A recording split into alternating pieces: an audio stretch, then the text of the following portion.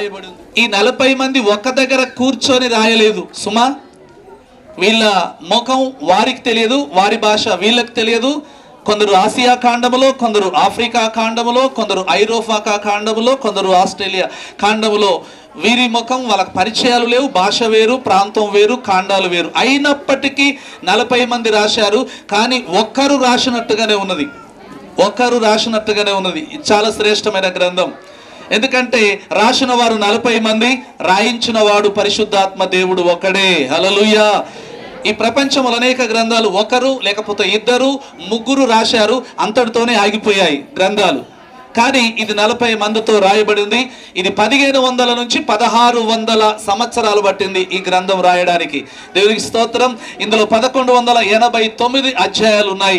మరి 32,000 పైచిలుకు వచనాలు ఉన్నాయి. చాలా శ్రేష్టమైన గ్రంథం ఇది.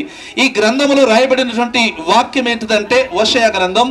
ఈ ప్రధానానికి సంబంధించినటువంటి ఒక మాట అక్కడ చదవబడి ఉందాం, చదువుకున్నాం ఇప్పుడు.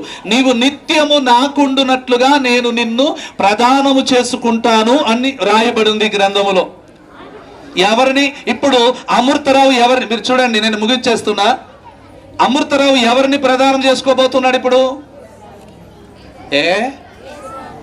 చెప్పరే, మీరు చెప్పేదారని ముగించమని ఆలస్యమైనా సరే మీరు త్వరగా చెప్తే త్వరగా నేను ముగించేస్తానని ముందే చెప్పా.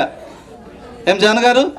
అమృతరావు ఇప్పుడు ఎవరిని ప్రదానం చేసుకోవడానికి సిద్ధపడి వచ్చిండు? అంత అలంకరణ హడాబుడి, మోడీలాగా డ్రెస్ వేసుకొని ఎవరి కొరకు సిద్ధపడ్డాడు? ఇదంతా ఎవరి కొరకు ఏర్పాటు? అంతా యేసురాణి కొరకు. యేసురాణిలో ఏముందని? ఓకే, తర్వాత యేసురాణి గారు మీ ప్రక్కన కూర్చున్న మహారాజును చూడండి. అమృత రాజు ఎలా ఉన్నాడు? చాలా అందంగా ఉన్నాడు. సూపర్, చాలా సూపర్గా ఉన్నాడు కదా. దేవునికి స్తోత్రం. అంటే వీరు ఈ స్థితికి, ఈ రోజుకు రావడానికి ముందే ఒకరిని ఒకరు చూసుకున్నారు. ఇష్టపడ్డారా లేదా? చెప్పరు? ఇష్టపడ్డారు. వాళ్ళు ఇష్టపడ్డారు కనుకనే మనల్ని పిలిచారు. మనం వచ్చినాం, కూర్చున్నాం. ఇప్పుడు వాళ్ళ ప్రధానం కొరకు మనం చూస్తున్నాం. ఓకే, హల్లెలూయా. అంటే అమృతరావును యేసురాణి చూసింది, ఇష్టపడ్డది. ఐటు, పర్సనాలిటీ, కలరు, రంగు, కులము, లేకపోతే గోత్రము, లేకపోతే భాష, లేకపోతే చదువు, ఇవన్నీ సరిపోతాయా లేదా అనుకున్నారా లేదా? యథార్థంగా చెప్పండి, అబద్ధం చెప్పొద్దు. అన్నీ వాళ్ళ నవ్వుల్ని అర్థమైంది. ఆల్రెడీ అన్నీ చూసుకొని సెట్ చేసుకొని ఓకే పర్వాలేదని ఇద్దరు డిసైడ్ అయ్యి ఎంగేజ్మెంట్కు సిద్ధపడి వచ్చిర్రు. ఓకే, ఇది మానవులకు జరిగేటువంటి నిశ్చితార్థం, ప్రధానం, లేకపోతే ఎంగేజ్మెంట్. ఒకప్పుడేమో పూలు పండ్లు, సంబారు పులుసు, పూలు పండ్లు. ఎంగేజ్మెంట్ అంటే ఇంగ్లీషు, తెలుగులో ఏమో పూలు పండ్లు. ఈ ప్రధానము అనే బైబిల్ గ్రంథంలో రాయబడి ఉంది. ప్రధానం అనే మాట పరిశుద్ధ గ్రంథంలో రాయబడి ఉంది. ఈరోజు అమృతరావుకు మరి యేసురాణి ప్రదానం చేయబడుతుంది.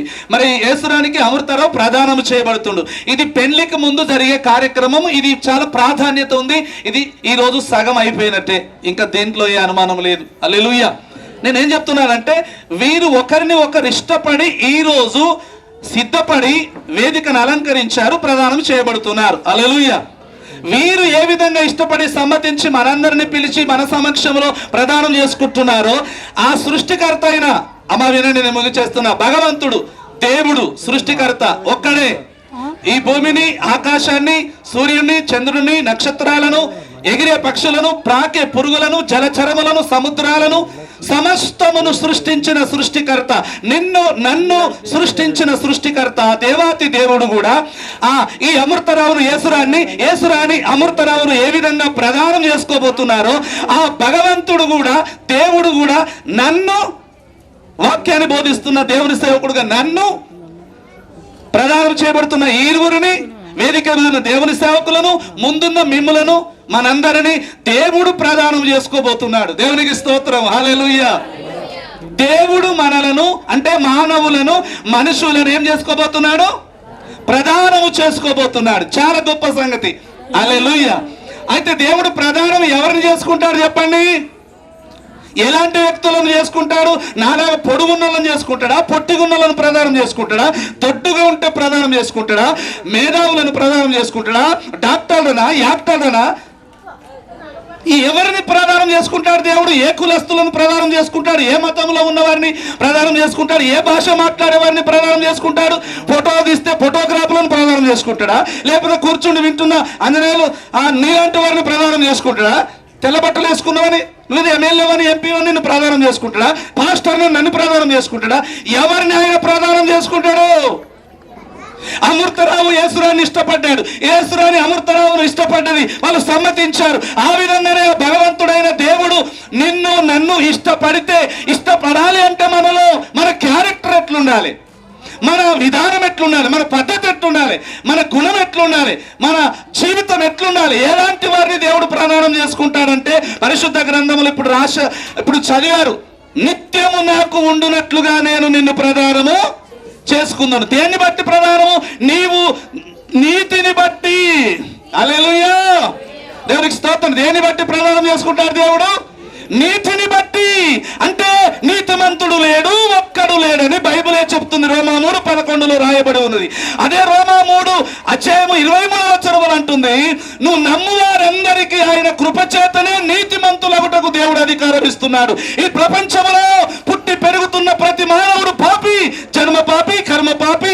పాపముల పుట్టి పాపములు చనిపోతే నిత్య నరకం, అగ్నిగుండం, పాతాళం, యమలోకం ఉన్నదని గ్రంథాలు, వేరే గ్రంథాలు చెప్తున్నాయి, పురాణాలు చెప్తున్నాయి, బైబిల్ గ్రంథం కూడా చెప్తుంది. కనుక నీ జీవితం సరిగా లేకపోతే, నీ ప్రవర్తన సరిగ్గా లేకపోతే, నీ క్యారెక్టర్ సరిగ్గా లేకపోతే, నీవు పాపిగానే జీవిస్తే, ఒక నేరస్తుడుగా, ఒక నరహంతకుడుగా, ఒక వ్యభిచారిగా, ఒక మాంత్రికుడుగా, ఒక అన్యాయస్తుడుగా, ఒక తీవ్రవాదిగా, నువ్వు ఇతరుల యొక్క మేలు కోరిన వాడుగా, స్వార్థపరుడుగా, అవకాశవాదిగా నువ్వు జీవిస్తున్నట్లయితే నువ్వు ఒకనాడు చనిపోతావు, నేను కూడా చనిపోతా. కానీ మనకు తీర్పున్నది, ఒక నరకమైన అగ్ని గుండం ఉన్నది. పాపాత్ములకు, దుర్మార్గులకు, దొంగలకు, వ్యభిచారులకు, అన్యాయస్తులకు పాతాళమైన అగ్ని గుండం ఉన్నది. ఇది వాస్తవమైన సత్యం. నువ్వు నమ్మితే మోక్షమునది, నమ్మకపోతే నరకమునికి సిద్ధముగా ఉన్నది. సహోదరి సహోదరుడా, మతం మార్చడానికి ఎవరు కూడా ఇష్టపడలేదు. మతం మార్చుకోవాలని బైబిల్ చెప్తలేదు, కులం మార్చుకోమని బైబిల్ చెప్తలేదు. దేవుని వాక్యము చెప్తుంది, నీ బ్రతుకు మార్చుకోమని చెప్తుంది.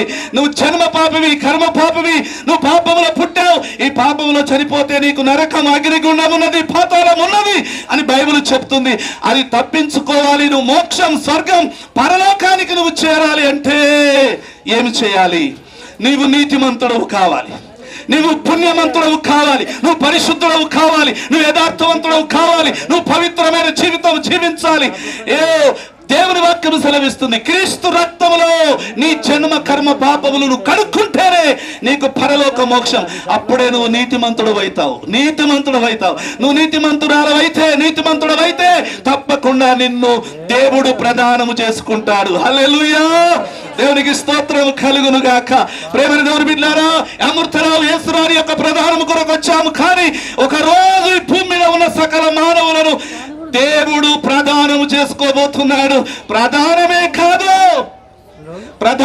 కాదు, ఎజెకియెల్ గ్రంథం 16:8 రాయబడిన మాట ఏమిటంటే, అక్కడ పరిశుద్ధ గ్రంథములో రాయబడిన ఒక మాటను మీకు గుర్తు చేస్తున్నాను. చూడండి, ప్రదానం చేసుకుంటారు ఎవరిని? నీతిమంతులను, పరిశుద్ధులను, తిరిగి జన్మించి నమ్మి బాప్తిసం పొంది రక్షించబడిన ప్రతి వారిని దేవుడు ప్రదానం చేసుకోబోతున్నాడు. మొదటిగా, రెండవది ప్రదానమే కాదు, దేవుడు మనల్ని ఏమి చేయబోతున్నాడు ప్రధానం అనంతరము వాక్యము సెలవిస్తుంది. ఎజెకియెల్ 16:8,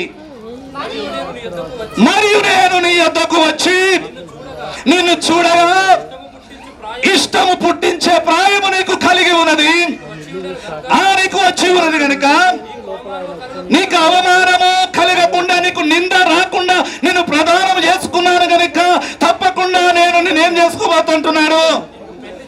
నిన్ను పెళ్లి చేసుకొని నీతో నేను నిబంధన చేస్తా. హల్లెలూయా, దేవునికి స్తోత్రం. అందరికీ తెలుసు, అన్ని గ్రంథాలు వేదాలలో ఉన్నాయి. అదే లోక కళ్యాణం. ఏ కళ్యాణం? లోక కళ్యాణం. హల్లెలూయా, అంటే ఆత్మ పరమాత్మతో ఏకమవటమే లోక కళ్యాణం. లోక కళ్యాణం, దేవుని స్తోత్రం. ఈ కళ్యాణము ఇంకా వారం 10 రోజులు 15 రోజులు జరుగుతుంది. వీళ్ళిద్దరి కళ్యాణం. అందరం వస్తాం, మళ్ళా దేవునికి స్తోత్రం. కానీ ఇలాంటి కళ్యాణం, ఇలాంటి ప్రధానము ఇంకొకటి జరగబోతుంది. అది లోక కళ్యాణము. హల్లెలూయా, దేవునికి స్తోత్రం. ఆ లోక కళ్యాణములో నీవు ఉంటావా? నీకు ఆహ్వానం వస్తుందా? నీకు హెడ్డింగ్ కార్డు వస్తుందా?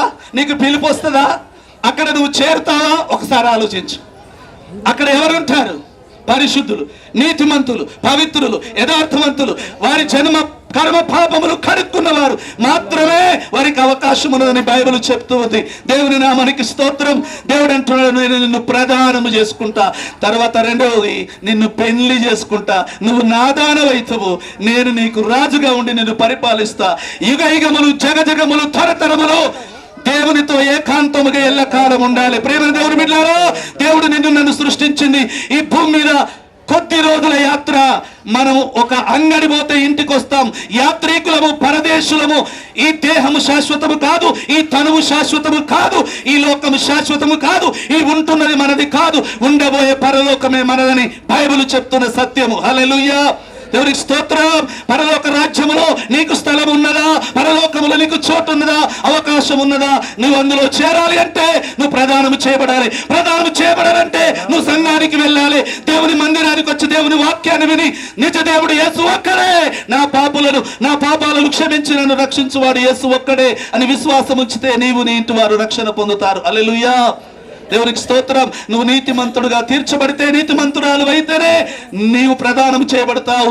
అప్పుడే నీతో పెళ్లి దేవుడు చేసుకుంటాడని వాక్యం సెలవిస్తున్నది. ప్రభు దినమున ఈ మధ్యాహ్న సాయంకాల సమయమున అమృతరావు యేసురాణి యొక్క ప్రధానం ఏ విధంగానో ఒకరోజు నీకు నాకు ప్రదానము చేయబడుతుంది, పెళ్లి కూడా చేయబడుతుంది. హల్లెలూయా, అదే లోక కళ్యాణము. దేవునికి స్తోత్రం. ఆ లోక కళ్యాణములో నీవు నేను పాలు పొందాలంటే మనము మతము కాదు, ఇది మార్గము, కులము కాదు. గుణం మార్చుకుందాం, నడకలు దిద్దుకుందాం, దేవుని వైపుకు తిరుగుదాం. ప్రభు రాకడ ఆసన్నమైతుంది. ఈ లోకములు అనేకమైన విచిత్రమైన సంభవాలు, సంఘటనలు జరుగుతున్నాయి. ఒక పక్క సునామీలు, ఒక ప్రక్క మరి భూకంపాలు, యుద్ధాలు, యుద్ధ ఘోష మనకు వినబడుతుంది. కరోనా వైరస్ మొదటి వే, రెండో వే చూసాం, మూడో వే సిద్ధముగా ఉన్నది. రేపేమి సంభవిస్తుందో నీకు తెలియదు. నీ జీవమే పాటిది. ఉన్న పాటున, ఉన్న చోటున, బ్రతికి ఉన్నప్పుడే, చనిపోకముందే మన తప్పులు తెలుసుకొని, ఆ తప్పులు ఒప్పుకొని మనం విడిచిపెడితే దేవుడు కనికరిస్తాడు, క్షమిస్తాడు, రక్షిస్తాడు. మన జన్మ కర్మ పాపములను విడిపించే యేసు ఒక్కడే, ఆయన ద్వారా మనకు రక్షణ ఉంది. మరి అమృతరావు యేసురాని నమ్మిన దేవుణ్ణి వారు కలిగి ఉన్నారు కనుక ఈ వాక్యమును బట్టి, ఈ మాటలను బట్టి మనలో మనం సరి చేసుకుని ప్రభు రాకడ కొరకు సిద్ధపడదాం. ఆయన ప్రధానములో మనం పాలు పొందాలని, ఆయన మనతో వివాహం ఆడుతాడని వాక్యము సెలవిస్తుంది. అది లోక కళ్యాణం, అందులో మనకు పాలు ఉండాలి. అది ఎవరు పరిశుద్ధులుగా, నీతిమంతులుగా ఉంటేనే వారికి చోటు ఉంటుందని బైబిల్ చెప్తుంది. దాని కొరకు మనము ప్రార్థన చేద్దాం, దేవుని సన్నిధిలో మోకరించుదాం. దేవుడి మాటలు దీవించి ఆశీర్వదించునుగాక. ఆమేన్. మన మధ్యలో ఉన్న మంత్రుల్లో సేవ చేస్తున్న దేవుని సేవకులు మరి జాన్ పాస్టర్ గారు ముందుకొచ్చి ప్రార్థన చేయాలని మనం చేస్తున్నాం. మా ప్రభువా, పరిశుద్ధాత్మ దేవుడా, జీవం కలిగిన యేసుక్రీస్తు ప్రభువా, నీ బంగారి పాదములకు స్తుతి స్తోత్రములు చెల్లించుకుంటున్నాము తండ్రి. నీకు వందనాలు. భూమిని ఆకాశమును సృష్టించినటువంటి సృష్టికర్త నీకు వందనాలు తండ్రి. భూలోకంలో ప్రతి మానవాళిని కలిగించినటువంటి పరమాత్ముడా, నీకే వందనాలు, స్తోత్రములు చెల్లించుకుంటున్నాం. అయ్యా, ఇంతవరదాకా తండ్రి నీ దాసుల ద్వారా నువ్వు వినిపించినటువంటి ఆ జీవం కలిగినటువంటి మాటల్ని బట్టి నీకు కోట్లాది కోట్ల స్తోత్రములు చెల్లించుకుంటున్నాం. ముఖ్యంగా తండ్రి, ఈ సమయంలో మొదటిగా అయ్యా నీ దాసుని ద్వారా వినిపించినటువంటి వాక్యాన్ని బట్టి నీకు వందనాలు. అయ్యా, ఇస్సాకును అదే రీతిగా రెబ్కను అయ్యా మా ఎదుట పెట్టినందుకు నీకు వందనాలు, స్తోత్రం చెల్లించుకుంటున్నాం. వారి జీవితంలో చూసినట్లయితే ప్రభువా, రెబ్కా అయ్యా ఒక తండ్రి పనితనం కలిగినటువంటి, అదే రీతిగా ప్రభువా ఇస్సాకు జీవితంలో కూడా చూసినట్లయితే అతడు నాయన పొలంలోనికి వెళ్ళి ధ్యానింప చేస్తున్నట్టుగా నీ యొక్క లేఖనంలో బట్టి నీ యొక్క యవన బిడ్డలు తండ్రి అమృతరావును బట్టి, యేసురాన్ని బట్టి నీకు కనపడనందుకు నీకు వందనాలు, స్తోత్రం తండ్రి. కానీ నిజమైనటువంటి ఎంగేజ్మెంట్ అయ్యా నువ్వు పరమాత్ముడు, సృష్టికర్తవు, నీతో జరగవలసి ఉన్నదని నీ దాసుని వారు హెచ్చరించిన విధానం బట్టి నీకు వందనాలు, స్తోత్రములు చెల్లించుకుంటున్నావు. ఒక నా తండ్రి లోకానికి పెళ్లి కుమారుడిగా నువ్వు రాబోతున్నందుకు నీకు వందనాలు తండ్రి. పెళ్లి కుమార్తెగా ఈ లోకంలో ఉన్న మేమందరం కూడా, ప్రపంచంలో బ్రతుకున్న ప్రతి మనిషి కూడా పరిశుద్ధులుగా, నీతిమంతులుగా అయ్యా మేము చక్క చేసబడి అయ్యా పరిశుద్ధులుగా తీర్చబడి, నీతిమంతులుగా అగుపడి అయ్యా నిన్ను అలంకరించుకొని, నిన్ను పెళ్లి చేసుకొని పరలోకంలో యుగయుగాలు ఉండేటటువంటి అవకాశాన్ని నీ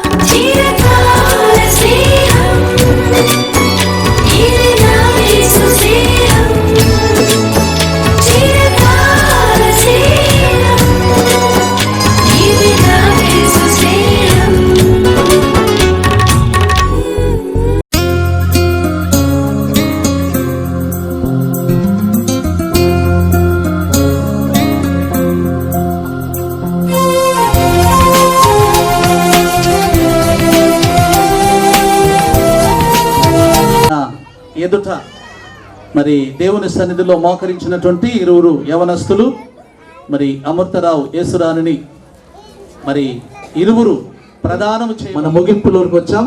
వీరి కొరకు వీరి వివాహము కొరకు సిద్ధపడుచున్నప్పుడు ఇరు కుటుంబాల వారి నిమిత్తమై ఈ యవనస్తుల కొరకు కూడి వచ్చిన మనమందరము వీరిని ఆశీర్వదించి దీవించుదామని ప్రభు పేరిట మిమ్మల్ని ఆహ్వానిస్తున్నాను. దేవుని సేవకులు మరి వేదిక మీద వీరిపైన చేతులుంచి వీరిని ఆశీర్వదించి దీవించుదాం. ముగింపు ఆశీర్వాద ప్రార్థన చేసుకుందాం. హల్లెలూయా, హల్లెలూయా, స్తోత్రం, స్తోత్రం, స్తోత్రం. కృప కనికరము కలిగిన జీవము కలిగిన మా ప్రియ పరలోకమందున్న మా తండ్రి, మీకు వందనాలు, కృతజ్ఞతాస్తుతులు చెల్లిస్తూ ఉన్నాం. ఆకాశము నీ సింహాసనము, భూమిని పాదపీఠము, త్రియేక లోకమునకు నీవే ఏక చక్రవర్తివి తండ్రి.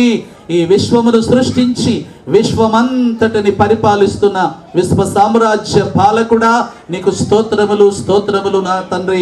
నేల మట్టిని తీసి మానవుణ్ణి నీ రూపములో నీ పోలికలో మమ్మల్ని సృష్టించిన కన్న తండ్రి, మీకు వందనాలు, స్తోత్రాలు.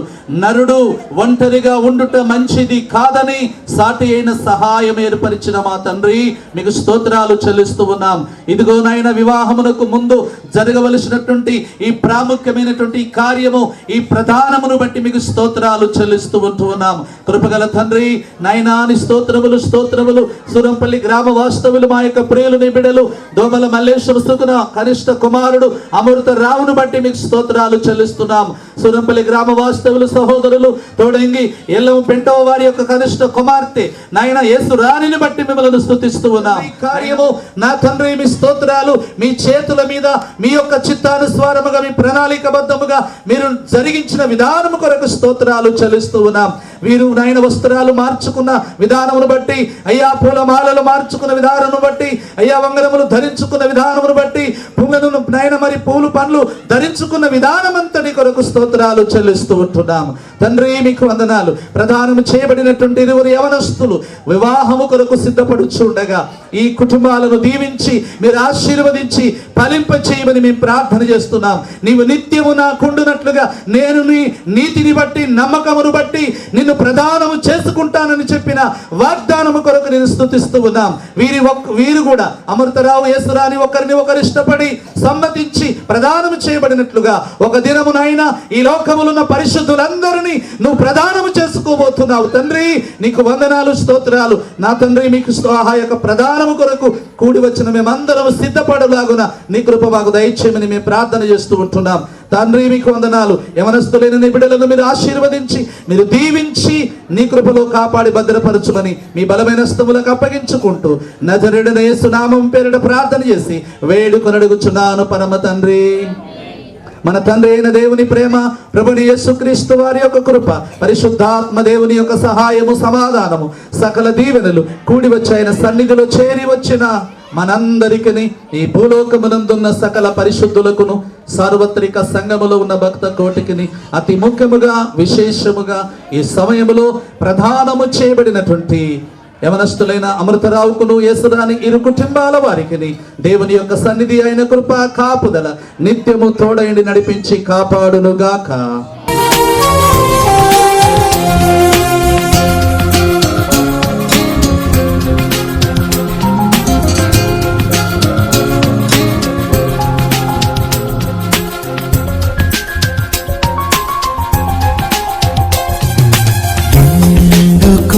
నన్నింతగా నీవు ప్రేమించితివు దేవా,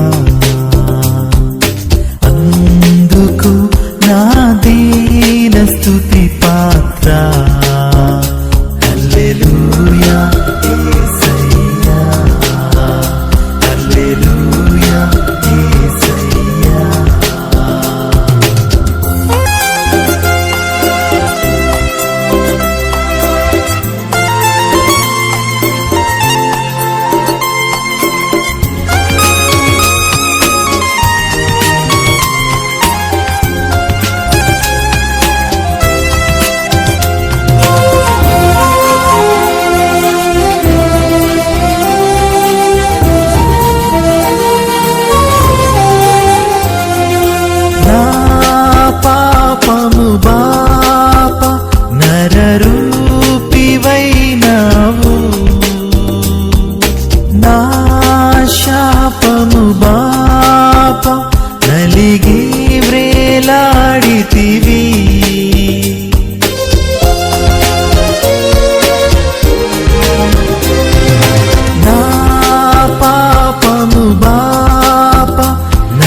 రూపివైనావు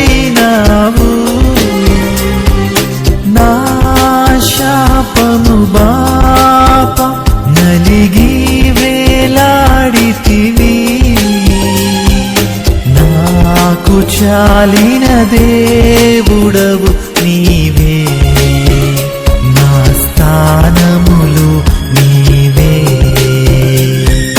నాకు చాలిన దేవుడవు నీవే నా స్థానములు నీవే హల్లెలూయా యేసయ్యా హల్లెలూయా యేసయ్యా ఎందుకు నన్నింతగా నీవు ప్రేమించితివో దేవా అందుకు నా దీన స్తుతి